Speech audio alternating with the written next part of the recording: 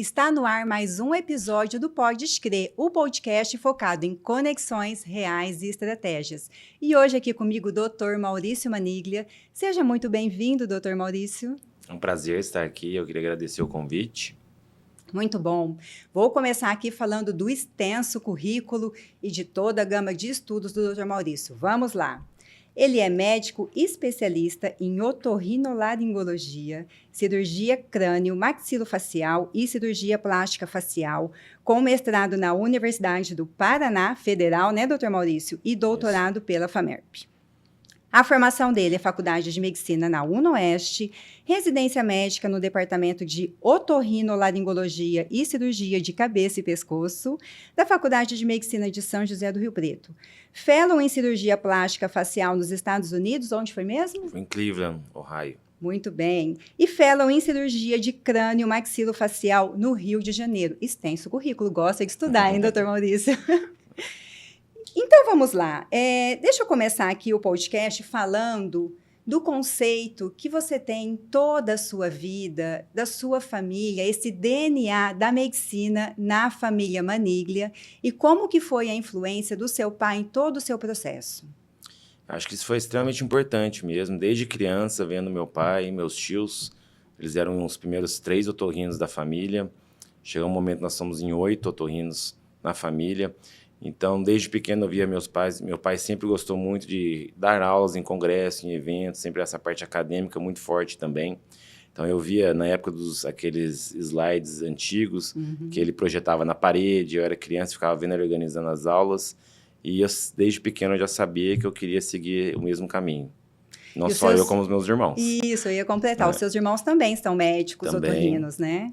Os dois, né? Tanto a Luciana, a Cláudia, os dois são médicos, são otorrinos. Cada um numa área diferente, que o otorrino é uma especialidade médica muito ampla, mas nós fazemos a mesma especialidade, porém, a minha irmã é otorrino pediatra e o meu irmão é especializado mais na parte de surdez, de ouvido e também um pouco na parte de cabeça e pescoço, que ele faz bastante também. Uma família que respira medicina. E sua esposa também é médica, a doutora Caroline Maniglia? Sim, nos conhecemos na faculdade, nós formamos juntos, e ela fez endocrinologia, clínica médica e depois endocrinologia. E quando é que você soube, assim, que você gostaria de ser médico? Qual foi o momento? Você lembra a sua idade? Conta um pouquinho dessa história. Acho que desde quando eu me conheço por gente, vamos dizer assim. Então, sempre soube. Eu lembro que eu gostava muito da parte de tecnologia, de computação. Meu pai, às vezes, tentava até me provocando, faz computação, não precisa fazer medicina, querendo ver se era isso mesmo que eu queria, mas eu falava, não, pai, eu quero ser médico, quero ser igual você, seguir o teu caminho. Estava realmente, assim, na sua essência, ser médico. Sim. E conta agora como que foi essa história de ficar estudando fora do país, fora aqui do Brasil. Conta um pouco como que foi esse processo, essa história, quanto tempo você estudou lá fora? Começou com o meu tio, que é o Anthony Maniglia, que é o mais velho deles, ele é 10 anos mais velho que o meu pai. Meu pai perdeu o pai muito cedo, então ele foi como se fosse um pai para o meu pai. Foi o primeiro otorrino da família. Ele terminou a medicina na USP em Ribeirão, nossa família de Franca, inicialmente, e ele foi para os Estados Unidos se especializar. E com isso, meu outro tio acabou indo também, depois que terminou a medicina, e meu pai seguiu o mesmo caminho. Então, ele que iniciou essa trajetória nos Estados Unidos, tanto que meus irmãos e eu, nós nascemos nos Estados Unidos, enquanto meu pai fazia residência lá. Então, eu tenho dupla nacionalidade, sou americano e brasileiro também. E isso foi abrindo portas. Então, o Maniglia, meu tio, não voltou para o Brasil. O Anthony, ele continuou nos Estados Unidos, então ele fez a carreira dele toda lá. Ele chegou no mais alto grau da medicina, como catedrático da faculdade. Ele montou um serviço em Cleveland. Tem muito trabalho, muito artigo publicado. Então, nosso nome na otorrino é conhecido mundialmente, graças a eles. E com isso foi abrindo portas para nós. Depois que eu terminei minha formação, minha residência aqui com o meu pai, eu acabei indo para Cleveland, um serviço onde meu tio fundou, e eu fiquei lá alguns meses, mais ou menos uns 6 meses, para poder ter essa experiência realmente de ver coisas diferentes, tecnologia, algo a mais que a gente sabe que os Estados Unidos é o primeiro mundo nesse quesito. E todos esses estudos, eles moldam a sua excelência, né? Conta agora como que foi essa questão da experiência lá fora, como que essas experiências internacionais moldaram a sua especialidade em cirurgia facial? Desde o começo, os cursos que tinham lá, Hoje no Brasil nós já temos, mas na época era muito raro aqui a gente ter no Brasil, mas na época lá era muito mais fácil. Então, desde cursos práticos, onde a gente fazia cirurgias, às vezes, em bonecos e até mesmo em protótipos. Então, isso tudo foi sempre acrescentando algo diferente daqui do Brasil. Hoje nós já temos tudo que eu não tinha na época, hoje a gente tem aqui. Mas isso abriu muitas portas e abre uma visão nossa para a gente poder ver realmente o mundo de uma forma diferente. E com isso a gente está sempre se dedicando, estudando, querendo aprender mais. Existe um peso do nome Maniglia, né? O legado da família Maniglia na cirurgia, principalmente face, né? E pescoço. Como que é ter esse sobrenome tão forte e carregar esse legado? Qual é o maior propósito de vocês? Eu falo que é um orgulho muito grande, não só meu, dos meus irmãos, dos meus primos. Eu tenho em Curitiba 3 primos, os 3 são médicos, os 3 são otorrinos. E é um orgulho para todos nós, né? Seguir o caminho dos nossos pais, seguir o nome, manter esse legado da otorrino. Meus filhos, a minha filha diz que vai ser otorrino, a não ser a Isabela. O Vitor já acho que não. Mas isso eu acho que é uma coisa legal. A gente nunca vou forçar eles a fazer o que eles não gostam, eles têm que gostar. Mas é um legado que realmente é muito legal, assim, a família, os encontros da família. O otorrino está sempre numa das pautas. Até a minha mãe, que não é médica, mas a minha mãe, ela sabe muita coisa já da medicina, de estar só envolvendo nas conversas, está sempre vivendo com a gente. E deve ser muito emocionante legal. você eu vejo, né, em muitos conteúdos seus no Instagram, você, né, e o Luciano muitas vezes opera junto com o seu pai. Deve ser muito emocionante estar nesse momento da cirurgia, ter, né, o pai que veio iniciando todo esse legado na sua vida. E essas cirurgias ainda acontecem, né? Sim, sim. Sempre que eu posso, eu vejo meu pai, a gente encontra muito no centro cirúrgico, nós operamos juntos. Meu pai é aquele otorrino mais clássico, que faz tudo, né? Então, ele faz desde a parte estética, parte de ouvido. Então, ele era um otorrino que ensinou muitos otorrinos no Brasil. Hoje, ele está com mais de 200 ex-residentes formados por ele. Então, é muito legal. Às vezes, a gente se encontra no centro cirúrgico, eu, meu pai e meus irmãos. A minha irmã, principalmente, adora tirar foto. A Cláudia, ela deve ter muitas fotos nossas. Então, isso a gente vai sempre guardando, que é algo bem, bem legal. É uma história, um banco de imagens que fica aí para deixar, né, para os filhos, para os netos, é muito importante. Vamos agora, que nós já contamos um pouco da sua história, da sua família, da sua essência, da sua disponibilidade para os estudos, vamos entrar no universo da rinoplastia, que é um ponto alto da sua especialidade e que acontece muitas dúvidas, né?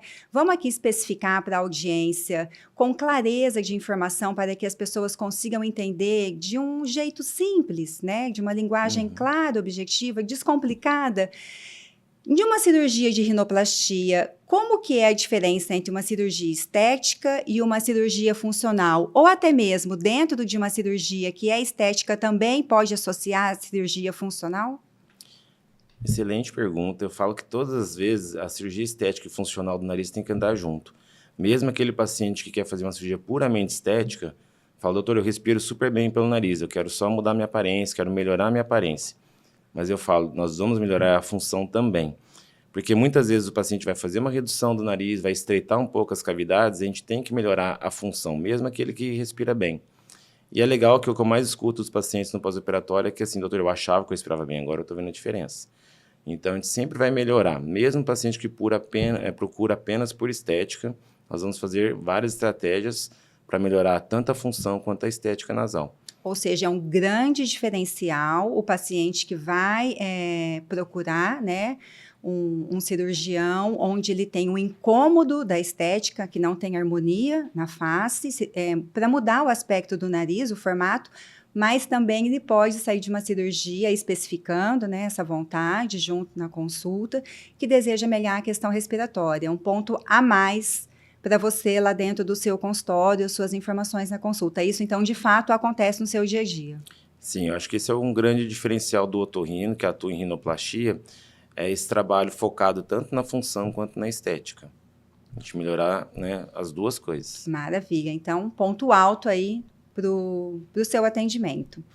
Sim. E me fala uma coisa, cirurgia sem cicatriz aparente, isso é possível? Porque o nariz, ele está no centro da nossa face, né? Então, assim, Não tem como uma mama dá para esconder a cicatriz, nem em outras partes do corpo, mas o nariz ele está ali de frente, o nariz está no centro da face. Como é possível isso? É possível. A cirurgia sem cicatriz aparente, na rinoplastia, a gente chama de técnica fechada, onde nós realizamos as incisões dentro do nariz, então não tem incisões na pele. Então é possível, eu sempre fazia antigamente, hoje em dia eu tenho feito alguns casos, eu sempre converso com o paciente, depende da queixa do paciente, mas é uma cirurgia da técnica fechada, que é uma técnica muito legal, uma técnica que já tem alguns anos e a gente usa com certa frequência, sim. Que ótimo. Então, a pessoa tem interesse em fazer essa cirurgia e esse medo da cicatriz ficar aparente, já estamos deixando claro aqui que esse medo não precisa ter. Sim, com a técnica fechada, nós não temos nenhuma cicatriz na pele. Mas mesmo quando nós realizamos a técnica aberta, que tem aquela cicatriz na região que a gente chama de columela, o nariz é uma região que cicatriza muito bem. Mesmo aquele paciente que tem uma propensão para formar queloide, a gente sabe que o terço médio da face não forma queloide. Então a gente não vê formação de queloide no nariz. Por exemplo, a orelha a gente tem que ter um cuidado a mais, porque a orelha realmente tem uma possibilidade de formação de queloide bem maior. Já nariz, não. Mesmo paciente que tem queloide em outras partes do corpo, no nariz não forma queloide. Eu sempre vejo nos seus conteúdos no Instagram, antes e depois, até mesmo de pós-operatório imediato, que acabou, né, de fazer lá a cicatriz e é tudo muito delicado, uma perfeição, um detalhe de estar sempre procurando deixar o mais harmônico possível. Conta um pouco desse seu detalhismo, dessa questão de simetria que você tem no momento da cirurgia. Eu acho que o importante é avaliar a face como um todo. Então, muitas vezes, o paciente tem uma queixa do nariz, mas nós temos que deixar esse nariz harmônico com o paciente, com a face dele. Então, a gente avalia desde os terços faciais para que eles sejam simétricos, até a largura do nariz, que seja mais ou menos o tamanho do olho do paciente. Então, isso muda muito. O paciente que tem um olho grande, a gente não pode deixar muito estreito. O paciente que tem um olho menor, a gente deixa um pouquinho mais delicado o nariz, a base.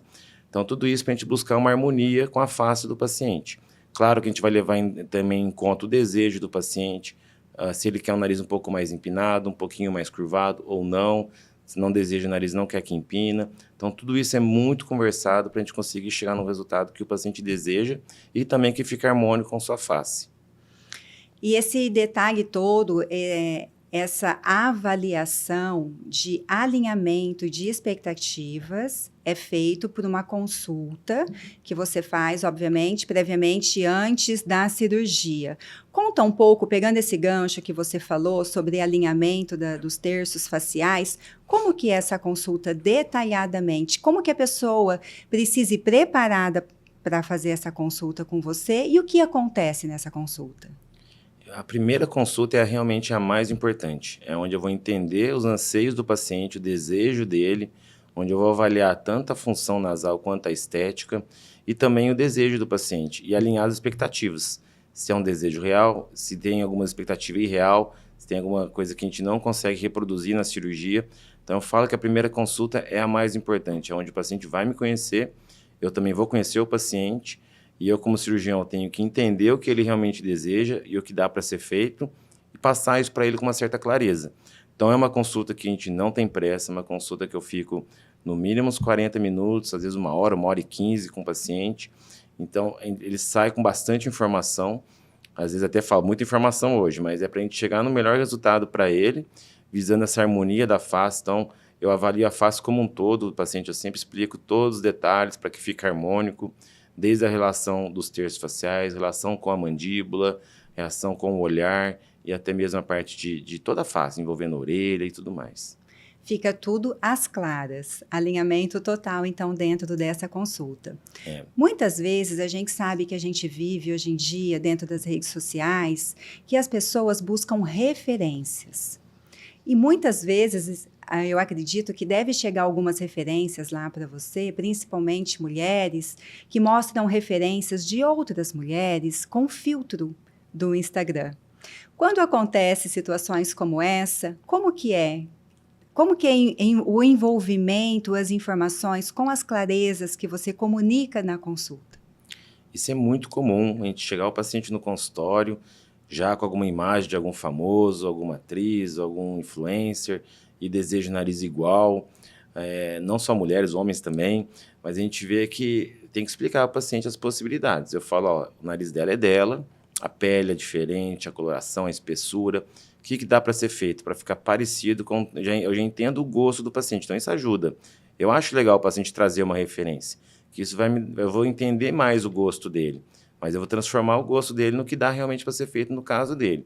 Então, para alinhar as expectativas com a realidade. Às vezes você vê um nariz de um famoso, mas a pele é totalmente diferente, a espessura não dá para fazer igual. Mas como que dá para fazer? O que eu posso conseguir no teu caso? Então, é isso, alinhar a expectativa com a realidade para que o paciente não se sinta frustrado depois que não conseguiu o objetivo que ele queria. Um passarinho me contou que muitas vezes você faz uma simulação, mas que o resultado fica mais bonito do que a simulação que você fez em consultório. Me conta um pouco agora, referente à simulação que é feita na consulta.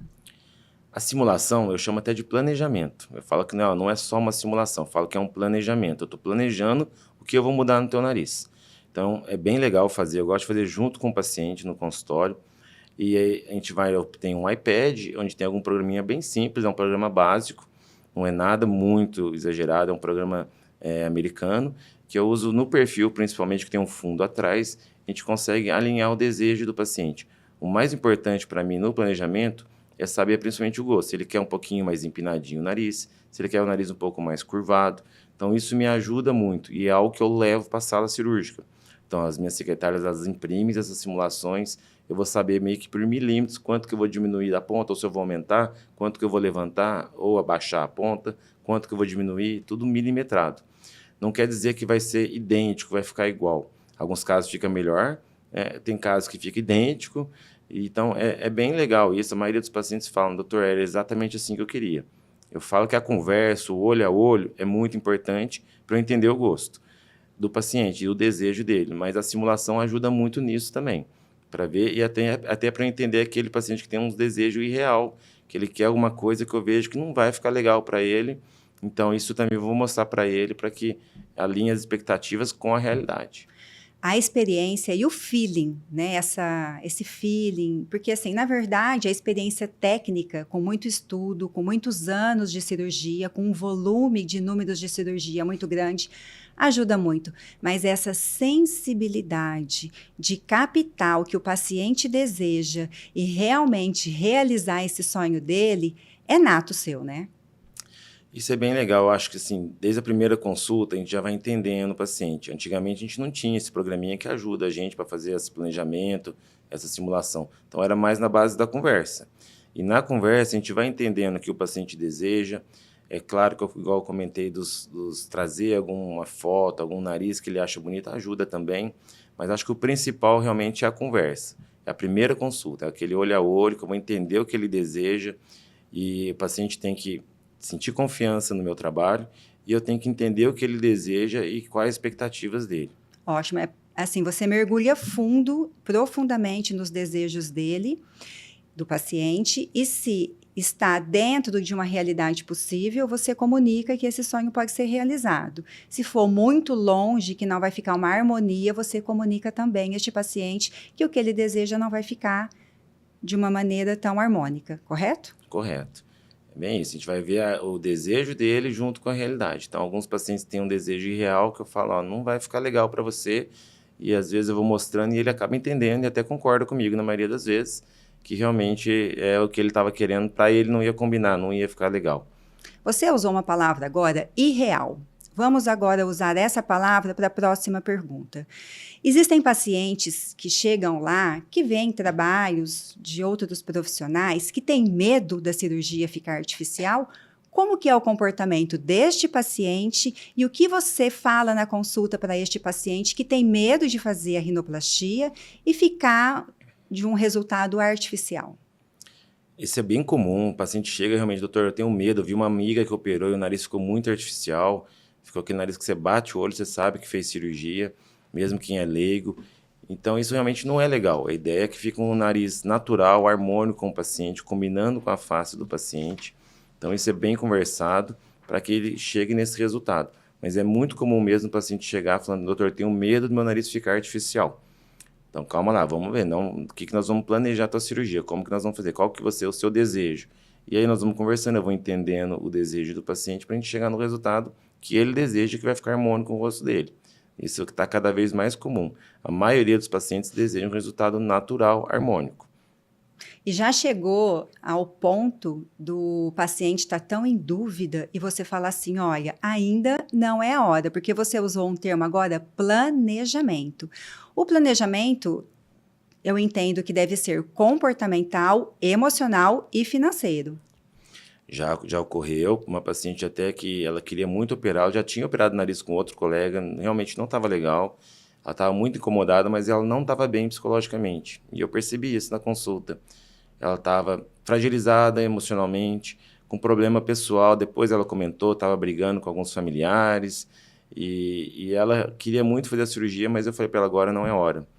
Porque você tem que estar bem para operar, você tem que estar com a cabeça boa, vai ter o pós-operatório, no começo o nariz fica inchado, então você tem que estar preparada para isso. Então, às vezes, tem casos que a gente encaminha assim, para uma avaliação psicológica, até mesmo, às vezes, para um psiquiatra, para fazer algum tratamento, tirar a ansiedade do paciente, diminuir um pouco até quadros depressivos.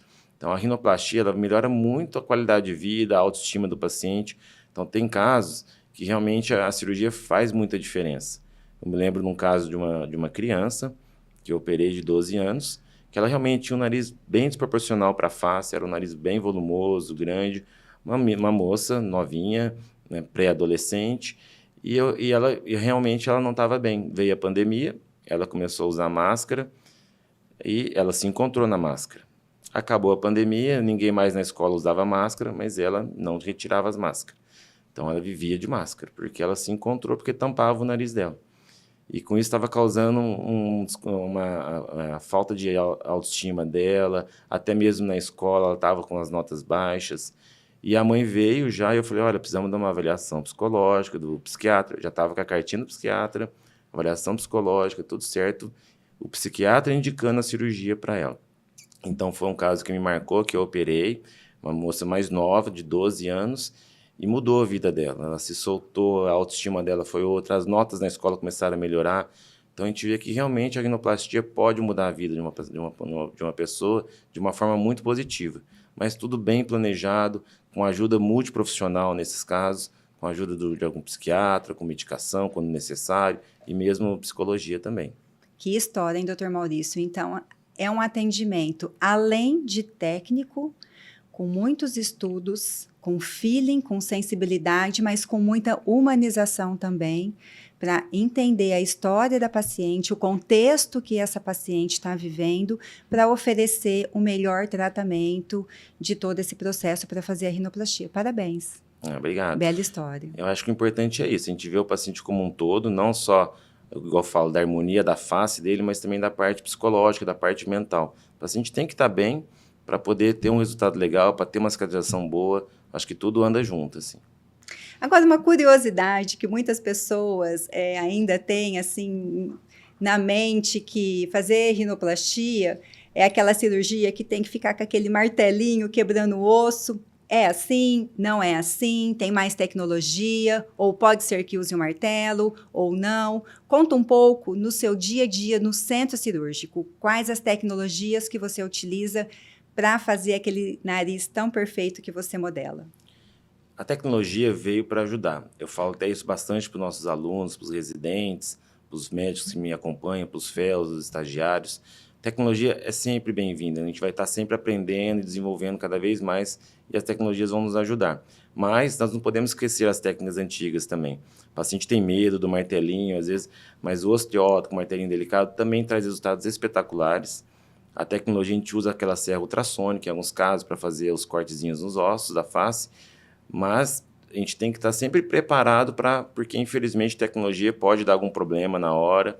Eu já vi casos de tinha uma serrinha ultrassônica que deu um problema e o paciente ficou aguardando um outro colega cirurgião que ele não fazia de outra forma. E ficou mais de 2 horas esperando chegar outro no hospital bem receituado, bem conhecido, bem uma referência em São Paulo.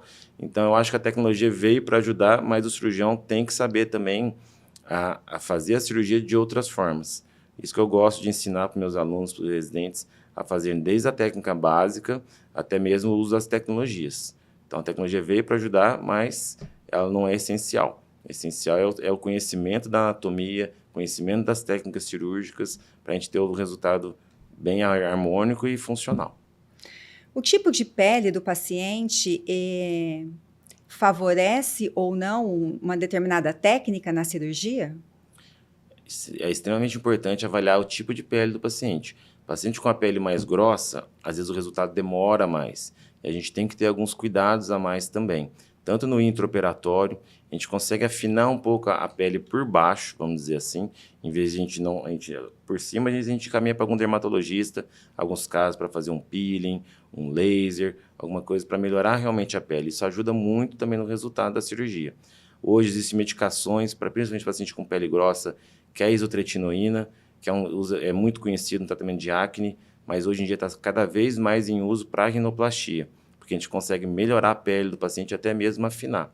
Então, é uma medicação que a gente usa, eu não uso para todo mundo, eu uso para quem tem a pele grossa, para quem tem a pele mais oleosa, que aí vai nos auxiliar.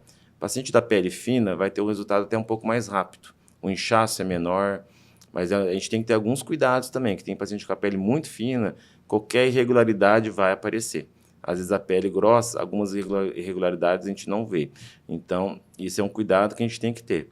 Eu brinco que o paciente que tem a pele grossa, é igual você pegar a sua cama, colocar alguns objetos e colocar um cobertor por cima, ou um edredom. Você não vai ver quase nada com detalhes. A pele fina é tipo um lençolzinho, então você consegue ver os detalhes por baixo. Então, a gente tem que ter esses cuidados, às vezes na pele fina, de fazer algumas camuflagens para não ficar aparecendo irregularidades, e na pele grossa, a gente tem que fazer outras estratégias para a gente conseguir afinar um pouco mais essa pele, o paciente ter um resultado mais legal. Olha aí, falando de uma maneira descomplicada de rinoplastia, fazendo uma analogia aí bem simples, de fácil entendimento para todo mundo. Essa é a vibe do podcast.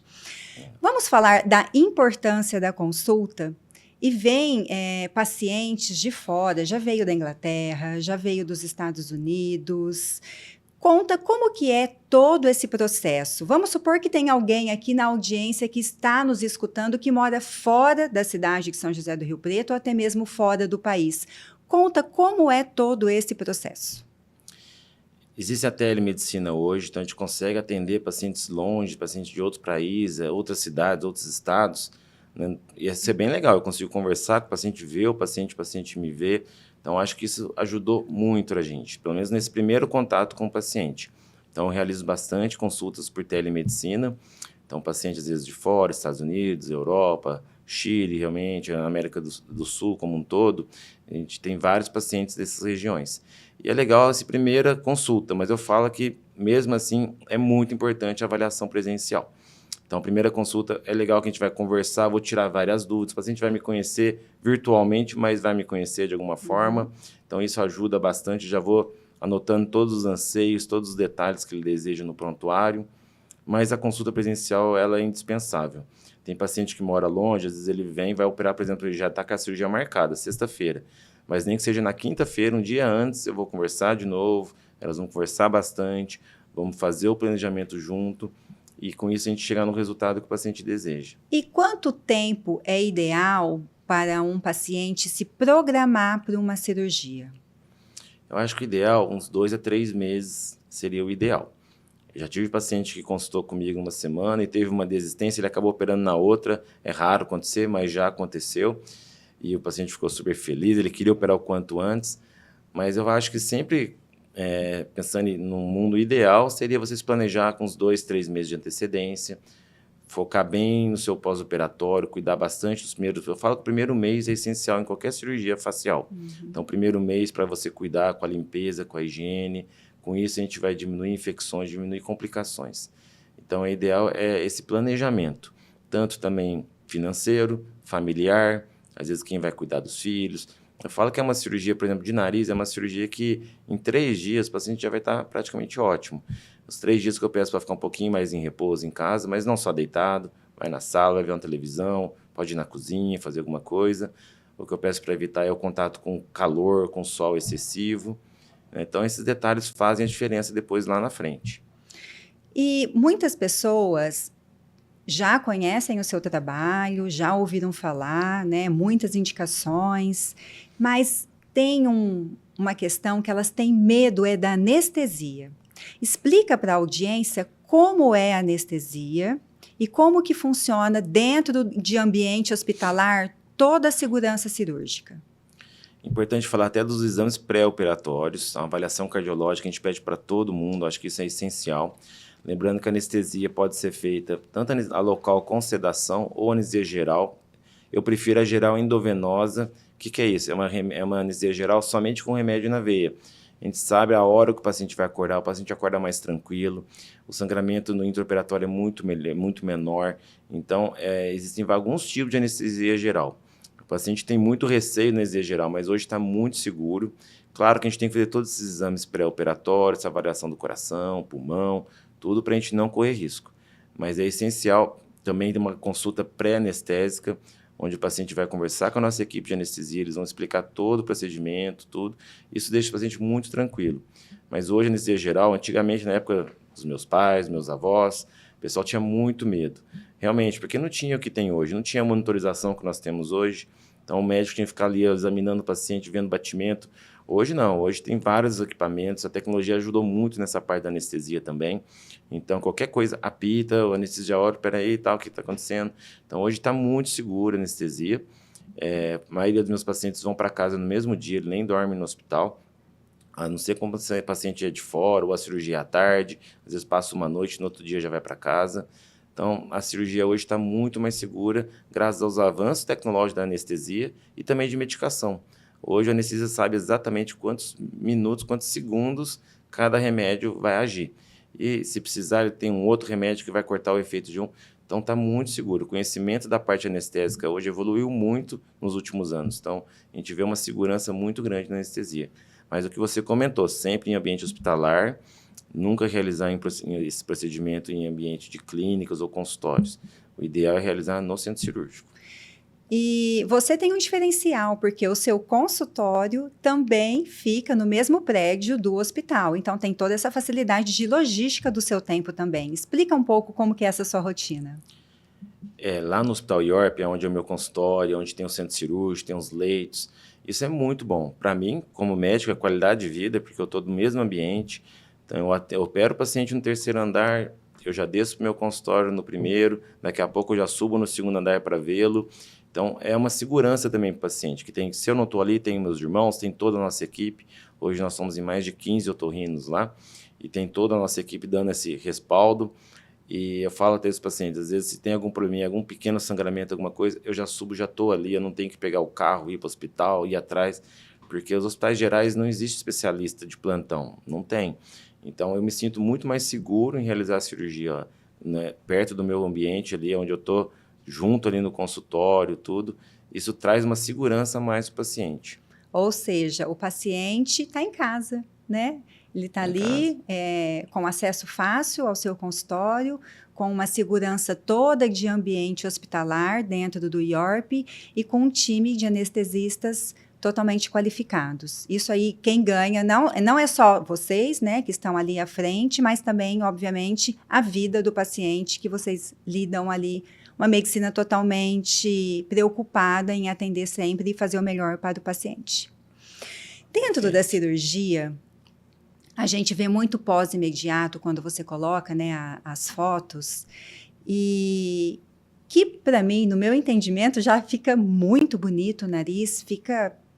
Eu entendo que está lindo daquela maneira e você sempre coloca assim, ó, pós-imediato, o nariz ainda está inchado. Quanto tempo demora para desinchar esse inchaço aí que é feita na cirurgia? Vou dar um exemplo. Foi feita a cirurgia hoje. Como que é a progressão de desinchar do nariz? Então, o pós-operatório, imediato, igual quando a gente coloca a foto, já tem um certo inchaço. E esse nariz ainda está inchando. Então, eu até brinco com o paciente, ó, aquela foto que eu te mostrei, o nariz já estava com um pouco de inchaço, mas agora, com 7 dias, ele vai estar um pouquinho mais. Então, é normal, as primeiras 48 horas que o nariz vai inchando. Logo que acaba a cirurgia, já tem um pouco de inchaço, né, do descolamento e tudo mais, mas a gente sabe que ainda vai aumentar esse inchaço. Por isso que é importante o gelo, o repouso nessas primeiras 48 horas, principalmente, caprichar no gelo. E depois a gente tem também esse trabalho multidisciplinar, com a fisioterapia. Ela vai fazer uma drenagem linfática, ela faz um laser de baixa luz nas cicatrizes, que estimula a cicatrização, eu tenho gostado bastante. Então, esse trabalho melhora muito. Agora, vai depender o resultado de cada paciente mesmo. O paciente que não se expõe ao sol também vai ter uma cicatrização melhor. Eu falo que o sol é o inimigo número 1 da cicatrização. Então, o sol ele vai inchar mais o seu nariz, ele vai marcar a cicatriz, deixa a cicatriz mais vermelha, mais marcada. Então, por isso que eu peço para evitar o sol, principalmente nos primeiros 2, 3 meses. E o inchaço é isso. A paciente com a pele fina vai ter um resultado um pouco mais rápido, pele grossa vai demorar um pouquinho mais. A gente fala que o resultado final é em torno de 1 ano, para a pele mais grossa até um pouquinho mais, às vezes. E outra coisa que eu sempre falo aos pacientes, por exemplo, eu tenho um evento, eu vou casar, eu vou formar, quanto tempo antes seria o ideal eu planejar minha cirurgia? O ideal, 2 a 3 meses, de preferência 3 meses. Com 2 meses, muitas vezes, vai ter um pequeno inchaço, ainda vai estar inchado, que a maioria das pessoas não percebam, mas às vezes uma maquiagem e tal vai disfarçar. Mas pensando no planejamento ideal, uns 3 meses para você planejar sua cirurgia antes de algum evento importante. Então, vamos lá, vamos colocar aqui na prática, né? Uma mulher que é uma noiva que está nos ouvindo agora, neste momento, e ela tem a data do casamento marcada. Se a cirurgia tem que ser 3 meses antes da data do casamento, quanto tempo antes ela tem que fazer a primeira consulta? Porque depois ela vai ter que fazer os exames pré-operatórios, tem toda uma triagem aí. Vamos colocar aqui uma mulher totalmente ativa, que trabalha, que tem uma vida bem intensa e ativa, bem ocupada. Se ela precisa fazer a cirurgia 3 meses antes, quanto tempo antes ela deve fazer a consulta pela sua recomendação, para ela curtir esse momento, não fazer nada atropelado, sem ansiedade? Como que seria esse cronograma ideal? Então, para planejar a cirurgia, eu creio que o ideal, no mínimo 2 meses, mas até 3 meses antes, o ideal, para a consulta, eu falo. Para que a gente consiga realmente ver uma data que se adeque na minha agenda e na agenda do paciente, com calma, para a gente planejar com calma a cirurgia, fazer os exames pré-operatórios, isso é rápido, né? Às vezes os exames pré-operatórios, a avaliação cardiológica, às vezes de um dia para o outro já está pronto, no máximo 2 dias. E agora, para a gente ter esse planejamento, em termos de agenda, tanto a agenda minha como a do paciente, eu recomendo uns 3 meses antes consultar comigo, antes da data que ela planeja a cirurgia, imaginando que o evento que ela tenha também seja uns 3 meses antes. Então, vamos pôr aí uns 6 meses para a gente ter esse planejamento certinho aí. Maravilha. Agora eu gostaria que você falasse de uma maneira bem específica e clara os passo a passo de um bom pós-operatório, né? A pessoa vai agendar a cirurgia, mas ela precisa estar ciente que lá na casa dela ela também precisa ter a responsabilidade de fazer a parte dela. Quais são essas responsabilidades? Quais são as recomendações? Então, a principal recomendação é quanto à higiene. Manter o nariz limpo, mas também não exagerar muito. Eu vejo alguns pacientes que exageram e acabam soltando alguns pontinhos que são importantes. Então, eu sempre falo para limpar o nariz, né, em pós-operatório de rinoplastia com cotonete, nunca pôr dedo no nariz, mesmo lavando as mãos. Claro que sempre higienizar as mãos, isso não só para quem opera, eu acho que para a nossa vida é importante. Uhum. Nós médicos lavamos a mão o tempo todo, eu acho que eu lavo minha mão durante uma manhã umas 20 vezes. Então, isso é importante, você higienizar suas mãos quando for fazer alguma limpeza no nariz e nunca usar os dedos dentro do nariz, só cotonete para limpar. Pode ser com soro fisiológico ou numa aguinha morninha, vai limpando, vai fazendo essa higiene e vai passando as pomadinhas, tudo com cotonete também. Então, o primeiro cuidado é isso, é a higiene.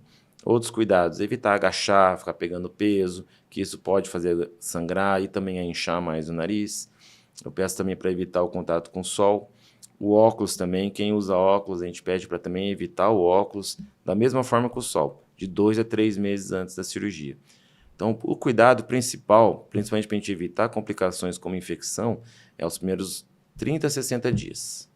E quem usa óculos de grau, como que fica nessa situação? Quando a gente faz a cirurgia, nós colocamos uma talinha que fica por baixo, que é um plástico termomoldável, e ele vai ser modelado no nariz do paciente, e fica uma semana. Então, durante essa semana, o paciente que usa óculos, ele pode colocar o óculos por cima, não teria nenhum problema, não vai alterar o resultado da cirurgia. Enquanto está curativo, pode usar o óculos. O problema é na outra semana que eu vou tirar o curativo. Aí eu peço para evitar. Se o paciente não consegue usar lente de contato, tem dificuldade, Tem algumas estratégias. O molde que eu modelei no nariz dele, que é um plastiquinho duro, eu deixo com o paciente e peço para que ele coloque no nariz antes de colocar o óculos. Então, essa é uma estratégia que dá certo, funciona. Alguns pacientes não gostam. Eu lembro de uma secretária lá do IORP que eu operei, e ela não gostava de usar o plastiquinho aqui. Ela achou melhor que a Bia, ela colocava um microporo no óculos e grudava na testa. Não tinha o contato do óculos com o nariz. Dá Deu um certo jeito para também. fazer a leitura. Então, também ela se virava dessa forma, ela preferiu dessa forma.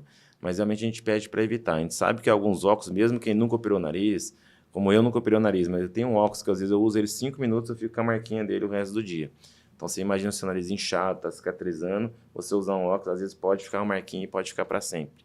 Então, por isso que a gente pede para ter esse cuidado do óculos. Sim, se você puder usar a lente de contato, excelente.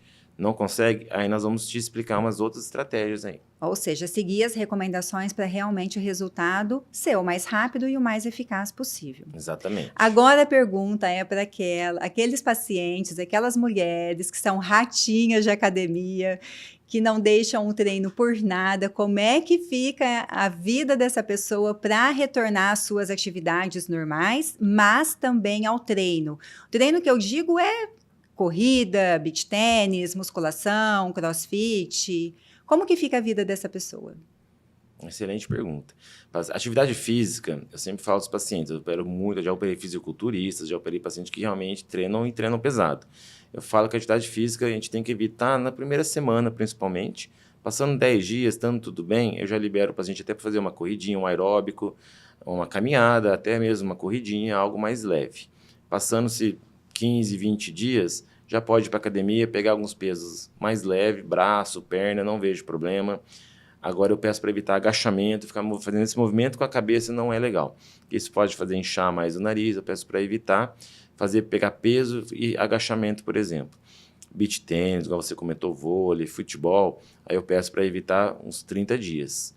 E o pior problema é o sol. Então, o beach tênis tem que ser mais no período final de tarde, à noite, aí não teria tantos problemas. Problema de levar uma bolada, alguma pancada. Já operei muitos pacientes que fazem artes marciais, que luta boxe, luta MMA, ou que luta Muay Thai. Realmente é um paciente que tem que ter um cuidado a mais. Ele fala, doutor, se eu levar uma pancada no meu nariz, eu posso? Pode. Não tem como eu falar que não. Da mesma forma, você, quem nunca operou o nariz, se levar uma pancada vai ter problema. Quem operou também pode estragar a nossa cirurgia. Então, esse risco existe em alguns contatos físicos. Mas claro que tem que ter alguns cuidados e se acontecer, tudo tem como corrigir depois também. Então, não quer dizer que o paciente não possa fazer mais, mas tem que ter alguns cuidados. Não custa nada evitar, é por um período curto e foi uma cirurgia tão desejada que vale a pena ficar um pouco mais quieto, em vez de jogar beach tênis, vai fazer uma caminhada no fim do dia, que já não tem mais sol, é uma boa solução. Excelente. Enquanto a recuperação pós-cirúrgica da rinoplastia, como que é o acompanhamento dessa recuperação e há também um acompanhamento em determinados períodos pós-cirurgia que você vai acompanhando o paciente, né, 3 meses, 6 meses, 1 ano. Conta um pouco como que é esse processo. Então, o acompanhamento no pós-operatório, eu falo que é essencial para a cirurgia ter o seu resultado que a gente quer. Então, o paciente, normalmente, eu vou vê-lo com 7 dias. Tem pacientes que às vezes está um pouco obstruído. Eu peço até para vir com 3, 4 dias da cirurgia para fazer uma limpeza apenas. Não vou tirar o curativo, nada, mas vou realizar uma limpeza para dar um alívio para o paciente quando está muito obstruído, em alguns casos. Se o paciente está tudo bem, está um pós-operatório tranquilo, normalmente eu vejo com 1 semana, onde nós vamos remover o curativo e remover os pontos. Os pontos que a gente dá, uns pontos bem delicados. Normalmente a gente não gosta que fique muitos dias, de 7 a 10 dias no máximo. Remover os pontos. Aí vai para a nossa fisioterapia, que ela vai fazer uma drenagem linfática, vai fazer o laser. Isso ajuda muito na recuperação do paciente. Então, os pacientes que podem, eu peço para fazer uma drenagem pelo menos 1 vez por semana, durante o primeiro mês, que eu acho que é essencial. Alguns pacientes que incham um pouco mais, às vezes a gente aumenta um pouco essas drenagens, nesse primeiro mês principalmente. Mas o acompanhamento normalmente, vamos dizer assim, a regra normalmente é assim. 1 semana, depois com 30 dias da cirurgia, seria 3 semanas depois esse primeiro retorno pós-operatório. Depois eu vou ver o paciente com 3 meses, que é quando eu vou liberar ele para poder ir para a praia, poder usar óculos, já uma vida praticamente normal. Depois de 6 meses, eu vejo com 6 meses, que aí sim a gente já faz as primeiras fotos para comparar o antes e depois. Então, normalmente eu aguardo esses 6 meses para fazer as fotos. E depois eu vejo com 1 ano da cirurgia. Que aí com 1 ano o paciente já vai estar com o resultado praticamente final. E nós vamos fazer as fotos finais para comparar também o antes e o depois. Eu sempre brinco com os pacientes, eu gosto de ver você, ó, tá 1 ano da cirurgia, está de alta. Praticamente você está de alta, mas eu quero te ver com 2 anos, com 3 anos. É legal ver você daqui 10 anos, como é que está o seu nariz, como é que está sendo essa cicatrização. Então, eu gosto de ter esse acompanhamento a longo prazo, eu acho que isso é legal, é essencial para a gente ir vendo como a cirurgia está evoluindo com o passar dos anos também. E é uma grande emoção. A gente vê alguns conteúdos que no momento que é tirado o curativo e a pessoa pega o espelho e se vê, né, com essa nova harmonia, que tem pacientes que chegam a ficar emocionadas, né, que choram. Como que é este momento, assim, para você? É emocionante, realmente. A gente vê alguns pacientes que tá bem inchado, assim, que até eu falo, nossa, inchou bastante, mas o paciente já está feliz da vida. Então, é normal, às vezes, você se estranhar também um pouco. Você vai se ver numa forma inchada, diferente. Então, isso é legal a gente ver. Alguns se emocionam, choram, né? Então, isso eu sempre falo ao paciente, na hora que antes de eu tirar o curativo, eu já vou explicando, ó, agora é o inchaço maior. Vai estar inchado, tudo, mas já vai estar um formato diferente do que era, já não vai ser mais o seu nariz antigamente. E a maioria realmente se emociona. Isso é legal, porque eu vejo, nossa, tá super inchado e já tá feliz. E alguns falam, doutor, se ficar desse jeito, eu já tô feliz, mesmo inchado desse jeito. Eu falei, não, calma que vai ficar bem mais bonito. Mas é legal ver essa emoção inicial, assim, sim. Eu imagino que deve passar um filme assim na sua cabeça, né? Por todos os estudos, todos os congressos, todo o legado que você aprendeu com o seu pai, que deve, nesse momento, você pensar assim, propósito concluído com sucesso, conseguir elevar a autoestima dessa pessoa. Deve ser muito gratificante. Isso é muito legal. A gente vê que cada congresso a gente está sempre estudando. Eu falo que a medicina a gente não para nunca, né? Tudo que meu pai me ensinou, meus tios, e a gente ainda está aprendendo, a gente consegue sempre estar evoluindo, aprendendo mais.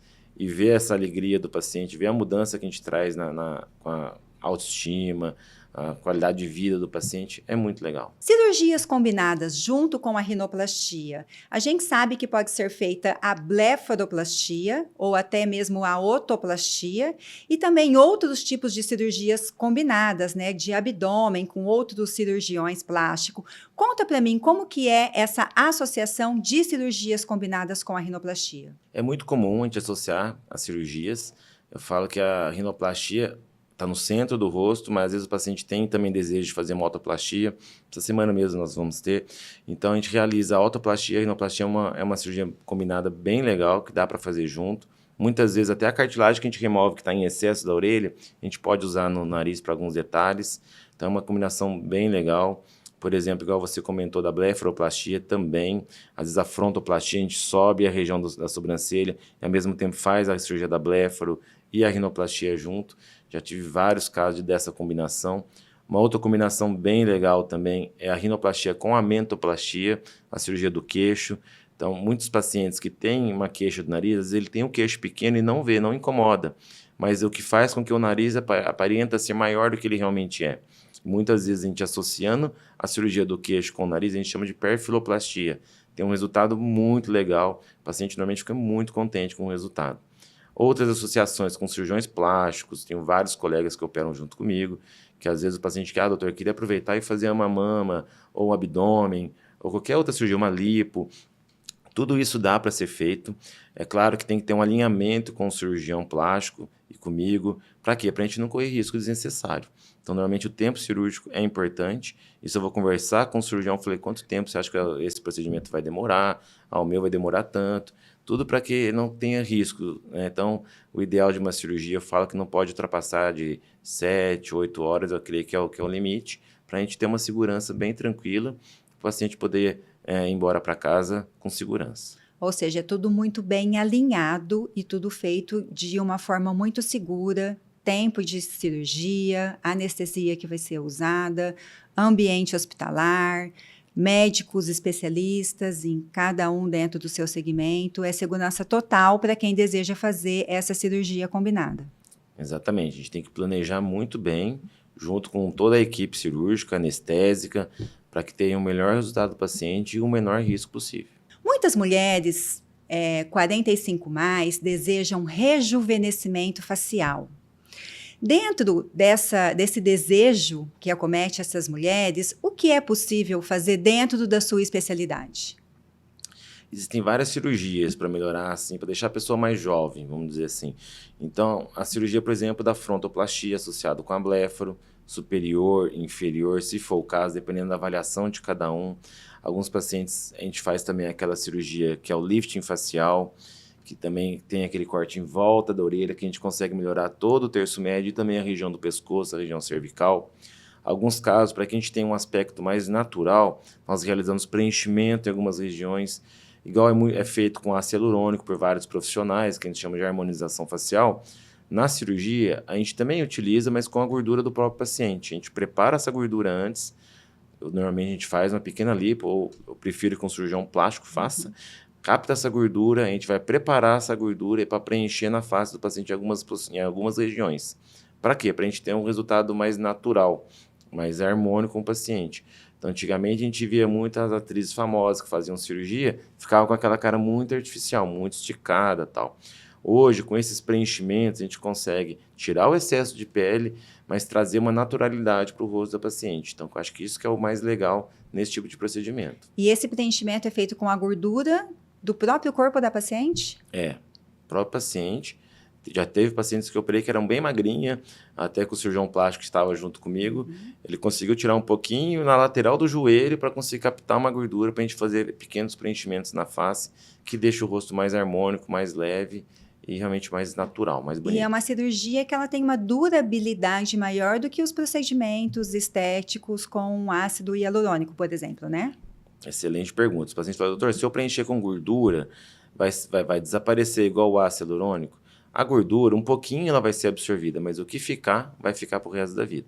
Então, é um preenchimento definitivo. Claro que um pouquinho a gente perde de absorção, por isso que em alguns casos a gente até coloca um pouquinho a mais, sabendo que vai ter uma absorção, para ter um resultado duradouro. Agora, em referente à cirurgia da orelha, a partir de qual idade ela pode ser feita, visto que muitas vezes acontece bullying dentro das escolas?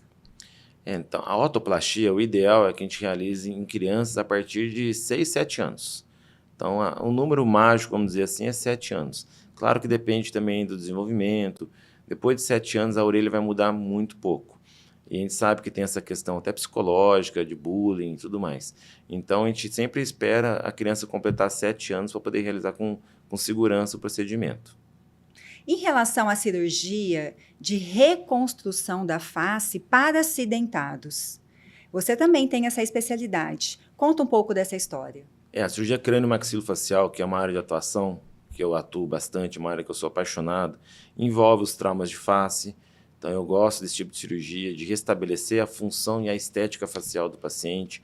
O paciente sofreu um acidente ou uma agressão física, trauma esportivo, e pode trazer sequelas. Às vezes uma fratura de órbita, de mandíbula, de nariz. Então, a gente fazendo o tratamento correto, a gente vai evitar sequelas lá na frente. Então, isso realmente é muito... Eu falo para o médico, você pegar um paciente que está acidentado e deixar ele como ele era antes, é algo que deixa a gente muito feliz. E o paciente também. Então, sempre alinhando a função e a estética. Então, esse tipo de cirurgia é muito alinhada com a minha área de atuação, que é a cirurgia crânio-maxilofacial. Igual também nós realizamos cirurgias nos ossos da face, por exemplo, cirurgia ortognática, quando o paciente tem aquele prognatismo ou retrognatismo, tem algumas alterações nos maxilares. Da mesma forma, são cirurgias que mudam o rosto do paciente como um todo, são cirurgias bem legais, que eu gosto bastante de fazer. Hoje tem toda uma equipe junto comigo, mas são cirurgias que a gente vê a melhora do paciente e muitas vezes a gente muda muito a fase do paciente. Tem paciente que eu até brinco, às vezes tem que trocar até mesmo a identidade, que muda, deixa o rosto mais harmônico e comparando com antes e depois é uma mudança muito drástica. Referente à naturalidade, quando os pacientes vão até o seu consultório, que eles falam a seguinte frase: eu quero que fique de um modo natural.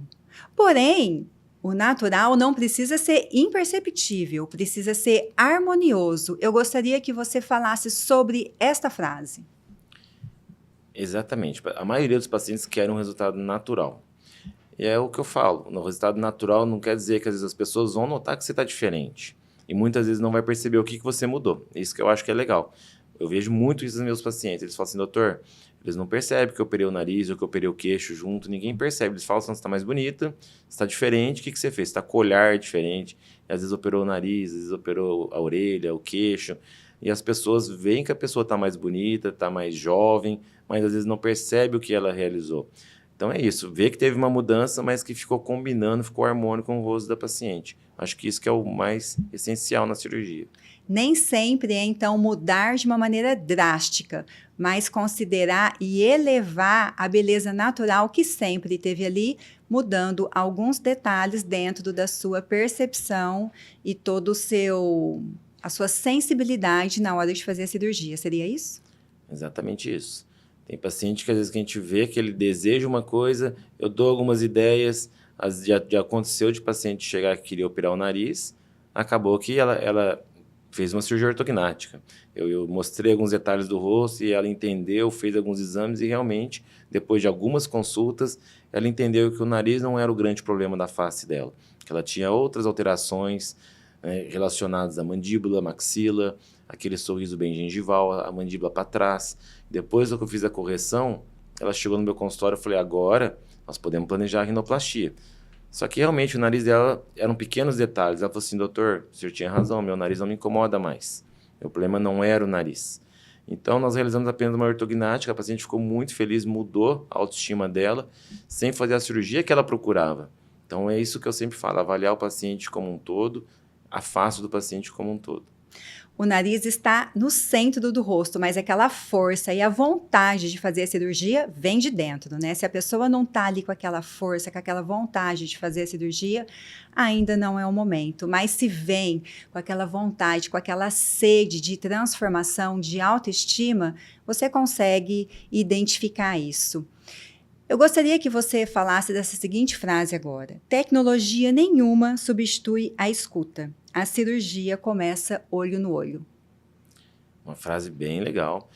É exatamente isso que eu penso. A tecnologia é extremamente importante, ela vai nos auxiliar, vai nos ajudar, mas a gente tem que ter o conhecimento da anatomia, principalmente das técnicas cirúrgicas, envolvendo a tecnologia junto, mas sem esquecer as técnicas consagradas de antigamente, que muitas vezes elas que vão nos salvar em alguns determinados momentos. Então a tecnologia veio para ajudar, é extremamente importante, mas a gente está sempre alinhado ao conhecimento técnico e anatômico da onde você vai operar, da região a ser operada. Ou seja, uma escuta ativa na consulta faz toda a diferença para ter os alinhamentos corretos de desejos e do que é possível fazer na cirurgia do seu paciente. E essa escuta ativa você faz muito bem numa consulta sem pressa, bem determinada, para estar ouvindo todas as necessidades, desejos e anseios do seu paciente, é isso? É isso. A primeira consulta fala que é essencial exatamente por causa disso. A gente escutar o paciente, ver o que ele realmente deseja, o anseio, os medos, qual o medo que ele tem, e tentar explicar para que o paciente sinta confiança, perca todos os medos, e com isso a gente vê que a cirurgia vai ter um resultado bem melhor, o paciente vai ter uma adaptação à nova face ou ao novo nariz, de uma forma bem mais tranquila. E o bacana que, conversando com a sua equipe, que inclusive é muito elogiada também pelos seus pacientes, se as pessoas tiverem curiosidade de ir lá no Google hoje, assistindo este podcast que está chegando ao fim, vão ver os elogios, né, que o Dr. Maurício tem em todo o atendimento, em todo o resultado cirúrgico, como toda a equipe também que atende. Gostaria que você falasse sobre o atendimento da sua equipe, que o acolhimento não se dá apenas por você na consulta, mas também por todo mundo que se relaciona com o seu paciente. É essencial esse tratamento multidisciplinar, não só da minha área médica como cirurgião, mas também da parte da secretária, das recepcionistas, de todo o atendimento. Eu acho que isso é a experiência do paciente. O paciente tem que ter uma experiência boa e tem que se sentir acolhido. Então, as minhas secretárias, os pacientes ficam até amigos dela. Isso é muito interessante. Essa equipe que eu tenho é fantástica. E foi aos poucos que a gente foi conquistando a equipe. A gente vai valorizando os profissionais também que trabalham com a gente. Desde a equipe também de enfermagem, de anestesia, nossa fisioterapeuta. Então, isso realmente não é só o meu trabalho. A gente vê que não depende apenas de mim. É um trabalho em equipe, realmente, que faz a diferença. Fica aqui, então, a dica para você que está nos vendo no YouTube ou ouvindo no Spotify. Se tiver curiosidade, vai no Google do Dr. Maurício Maniglia para ler todos os depoimentos que os pacientes dele fazem lá. Dr. Maurício, nosso podcast está chegando ao fim. Eu gostaria que você deixasse uma mensagem, aquela é a sua câmera, para falar para todo mundo que está nos ouvindo, que tem vontade de fazer uma cirurgia, e que você dê aí um norte para essa pessoa e falar o tanto quanto que essa cirurgia pode elevar a autoestima e mudar a vida dessa pessoa. A mensagem que eu quero deixar é a seguinte: a cirurgia não é apenas sobre aparência. A cirurgia é sobre o rosto de cada paciente, lembrando que cada paciente tem a sua história. E a gente tem que respeitar essa história do paciente para que com isso a gente consiga resultados duradouros. Muito obrigada, Dr. Maurício. Eu acredito que esse podcast nós conseguimos passar muitas informações para quem tem vontade de fazer uma cirurgia, conhecer também um pouco da sua história familiar, conhecer um pouco sobre como é a condução de todo o processo dentro da sua consulta até o processo cirúrgico. E o podcast, pode crer, está chegando ao fim. Lembrando, se você deseja ouvir no Spotify, temos também as versões e todos os recortes no Instagram do Dr. Maurício Maniglia. Até o próximo episódio.